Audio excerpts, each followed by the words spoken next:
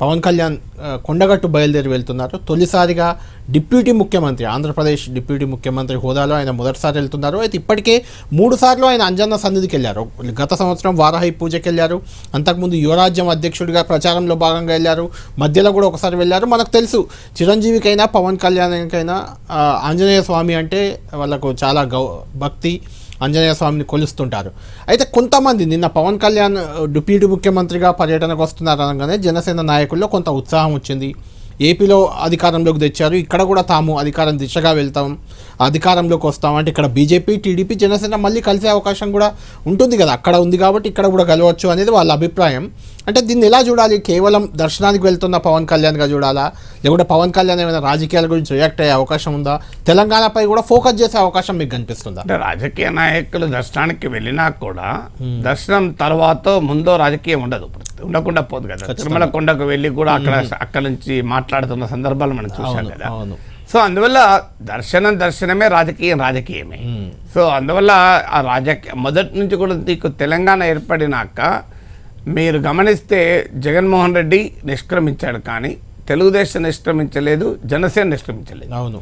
So even Telugu Desam దాదాపు నిష్క్రమించిన తర్వాత కూడా ఇటీవల అసెంబ్లీ ఎన్నికల్లో బీజేపీతో కలిసి జనసేన పోటీ చేసింది. టీడీపీ లేదు, కానీ అప్పటికి ఇంకా టీడీపీ కూటమిలో లేదు. టీడీపీ ఎన్నికల్లో కూడా పోటీ చేయని ప్రకటించింది, కానీ జనసేన మాత్రం పోటీ చేసింది. అంటే తెలంగాణ రాజకీయాల్లో మున్సిపల్ జీహెచ్ఎంసీ ఎన్నికల సమయంలో కూడా ఆసక్తి చూపారు. బీజేపీ కొన్ని సీట్లు అడిగారు, ఇవ్వనందుకు పవన్ కళ్యాణ్ తన నిరసన కూడా వ్యక్తం చేశారు, బహిరంగంగానే నిరసన వ్యక్తం చేశారు. ఎమ్మెల్సీ ఎలక్షన్ లో మీరు పోటీ చేసినప్పుడే అప్పుడు బీఆర్ఎస్ కు మద్దతు ఇచ్చారు. అప్పట్లో బీజేపీతో కొంత గ్యాప్ ఉండడం వల్ల ఉన్నమాట నిజంగా ఇచ్చారు. సో ఆయనకు అంటే కేసీఆర్ తో ఉన్న వ్యక్తిగత సాన్నిహిత్యం కూడా, ప్రధాని పివి నరసింహారావు మాజీ ప్రధాని కూతురు అని కూడా అన్నారు, ఆ కారణం చెప్పి ఇచ్చారు. ఇవ్వదలుచుకున్నప్పుడు ఏదో కారణం చెప్తారు, కానీ ఫండమెంటల్ పాయింట్ ఏంటంటే తెలంగాణ రాజకీయాల్లో ఏదో ఒక ప్రయత్నం మాత్రం పవన్ కళ్యాణ్ మొదటి నుంచి కూడా చేస్తూ వచ్చారు. ఏదో రూపంలో ఏదో విధంగా ప్రయత్నం చేస్తూనే వచ్చారు.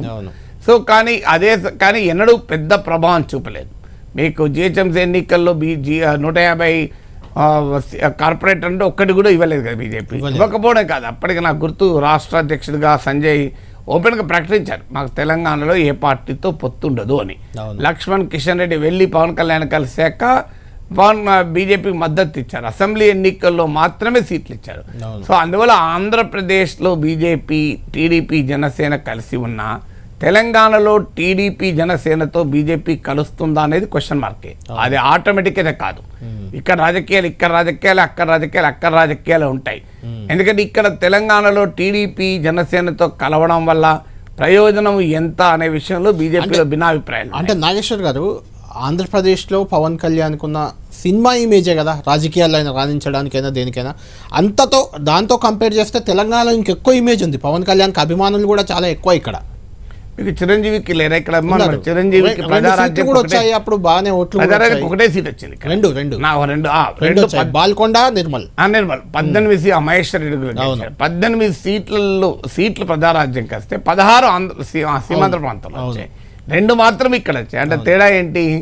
మనకు ఎవరికి అభిమానులున్నా రాజకీయ కాంటెక్స్ట్ మారిపోతుంది. ఇప్పుడు మీకు రాజశేఖర రెడ్డి అభిమానులు తెలంగాణలో లేరా, కానీ వైఎస్ఆర్ కాంగ్రెస్ పార్టీ నిష్క్రమించేది కదా. ఆ మాటకైతే తెలుగుదేశం తెలంగాణలో చాలా బలమైన పార్టీ. సో ఒక దశలో తెలుగుదేశం వారు చంద్రబాబు నాయుడు కోరారు కూడా, మీరు ఆంధ్రప్రదేశ్లో ఉంటే లోకేష్ మాకు ఇవ్వండి అని. సో అడిగారు, కానీ బట్ ఫండమెంటల్గా పవన్ కళ్యాణ్కి ఓటు వేయడం వేరు, పవన్ కళ్యాణ్ మనుషులకు ఓటు వేయడం వేరు. ఇప్పుడు అక్కడ ఆంధ్రప్రదేశ్లో పవన్ కళ్యాణ్ అభిమానులు పవన్ కళ్యాణ్కి ఓటేస్తున్నారు అంటే, జనసేనకి వేస్తున్నారంటే పవన్ కళ్యాణ్ ఉప ముఖ్యమంత్రి చేస్తానికో ముఖ్యమంత్రి చేస్తానికో వేస్తున్నారు. తెలంగాణలో పవన్ కళ్యాణ్ ఎప్పుడు ముఖ్యమంత్రి కాడు. సో అందువల్ల అక్కడికి ఇక్కడ అందుకే ఇప్పుడు మీకు తెలుగుదేశం కూడా దెబ్బతించడానికి కారణం అది. నువ్వు ఎన్ని చెప్పినా చంద్రబాబు నాయుడు తెలంగాణ ముఖ్యమంత్రి కాడు కదా. సో తెలుగుదేశం అభిమానులకు ఉన్న సమస్య ఏంటంటే, చంద్రబాబు నాయుడు మనిషి ఎవరైనా ఇక్కడ కావాల్సింది చంద్రబాబు నాయుడు కాదు కదా. అందుకే మీకు మారిన పొలిటికల్ కాంటెక్స్ట్లో సీమాంధ్ర మూలాలున్న రాజకీయ నాయకులకు తెలంగాణలో ఎంత అభిమానులు ఉన్నా అది రాజకీయంగా టర్న్ కాలే. అది ఎగ్జాంపుల్ మీకు YSR Congress example, TDP example, ఇద్దరు ఎగ్జాంపుల్ మనకు కనబడుతుంది. అంతకుముందు చిరంజీవి ఎగ్జాంపుల్ కూడా కనబడుతుంది. అంటే ఉమ్మడి రాష్ట్రంగా ఉంటే డెఫినెట్గా ఆ ఉమ్మడి రాష్ట్రంలో చంద్రబాబు నాయుడుకు, జగన్మోహన్ రెడ్డికి, ఈవెన్ చిరంజీవికి అందరికీ అభిమానులు ఉండొచ్చు. సో ఆ ఉమ్మడి రాష్ట్ర రాజకీయాలు వేరు, తెలంగాణ వరకు వచ్చే రాష్ట్ర రాజకీయం వేరుంటుంది. సో అందువల్ల పవన్ కళ్యాణ్ జనసేనను మొదటి నుంచి తెలంగాణలో నడిపించాలని చూసిన వైసీపీ టీడీపీ రెండు పార్టీలు, వైసీపీ కూడా మీకు 2014లో గుర్తు నాకు మనకు పొంగులేటి శ్రీనివాసరెడ్డి వైసీపీ తరఫున ముగ్గురు ఎమ్మెల్యేలు ఒక ఎంపీ, అవును, ఒక ఎంపీ గెలిచారు.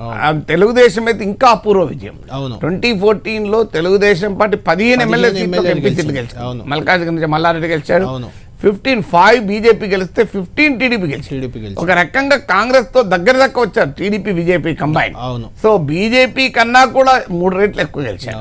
సో అందువల్ల సిటీలో మొత్తం టీడీపీ గెలిచారు. అప్పుడు రేవంత్ రెడ్డి, దయాకర్ రావు చాలా పవర్ఫుల్ ఫోర్స్ టీడీపీ. అంటే 2014 చాలా కీలకం కదా, ఎందుకంటే రాష్ట్ర విభజన జరిగిన తర్వాత.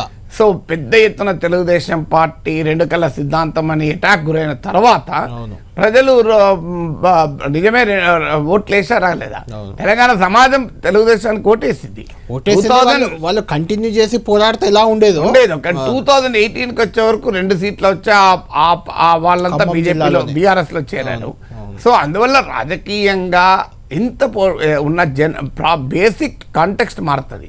రాష్ట్ర విభజన తర్వాత పార్టీ ఎంత బలమైన సపోర్టర్లు ఉన్నాయి, ఇంకో చోట ప్రభావం చూపడం అనేది అంత సులభం కాదు. అంటే అసలు ఫోకస్ చేస్తారు అనుకోవచ్చు, ఫోకస్ చేయవచ్చు. ఎందుకంటే ఫోకస్ ఖచ్చితంగా చేస్తాడు. ఎందుకు చేస్తాడంటే మొదటి నుంచి కూడా పవన్ కళ్యాణ్ జిహెచ్ఎం ఎన్నికలు, అసెంబ్లీ ఎన్నికలు మనం ఎప్పుడు చూసినా తాను ఆంధ్ర ప్రాంత నాయకుడిగా ఎప్పుడు వ్యవహరించలేదు. నేను భారతీయుడు అని అంటాడు, తెలుగు ప్రజలందరూ నాయకుడు అని చెప్తాడు. అందువల్ల పవన్ కళ్యాణ్ ఏనాడు ఆంధ్రప్రదేశ్కు మాత్రమే పరిమితమైన నేతగా ఉండలేదు, ఉండదలుచుకోలేదు. అందువల్ల ఆయన తెలంగాణలో అభిమానులు ఉండడమే కాదు, తెలంగాణలో కూడా రాజకీయం చేస్తాడు. వెనకాలేదు. అందులో ఆయన ఆంధ్రలో ఏమీ లేనప్పుడు, అంటే ఆయన కూడా ఎమ్మెల్యేగా గెలవనప్పుడు, ఒక ఎమ్మెల్యే సీటు గెలిచిన రోజుల్లో కూడా తెలంగాణలో రాజకీయం చేస్తాను కానీ చేయనలే. అప్పుడు చాలా మంది అన్ని ఆంధ్రలో ఏం లేదు, తెలంగాణలో ఏం చేస్తావా అని అవహేళన చేసేవారు. ఇప్పుడు 21 మంది ఎమ్మెల్యేలు ఉన్నారు. ఉప ముఖ్యమంత్రి 100% స్ట్రైక్ రేట్ తో ఆంధ్రప్రదేశ్ లో గెలిచాడు. బీజేపీ టీడీపీతో మిత్రపక్షాలుగా ఉన్నారు. సో అందువల్ల డెఫినెట్ గా జనసేన ఇక్కడ ప్రయత్నం చేస్తారు. సో ఏ మేరకు సక్సెస్ అవుతారనేది మనం ఊహించలేం కానీ బట్ ప్రయత్నం అయితే బలంగా చేస్తారు.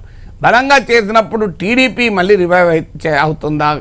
ప్రయత్నాలు జరిగినా కూడా చంద్రబాబు నాయుడు ఇప్పుడు ఆంధ్రప్రదేశ్లో ఉన్న ఆయన లోకేష్ కానీ వాళ్ళ సమయం కేటాయించి తెలంగాణ రాజకీయాల్లోకి వచ్చి అందులో ఆంధ్రప్రదేశ్లో అధికారంలో ఉన్న సమయంలో తెలంగాణతో అనేక ఇష్యూస్ వస్తాయి పవన్ కళ్యాణ్కైనా ఏదైనా.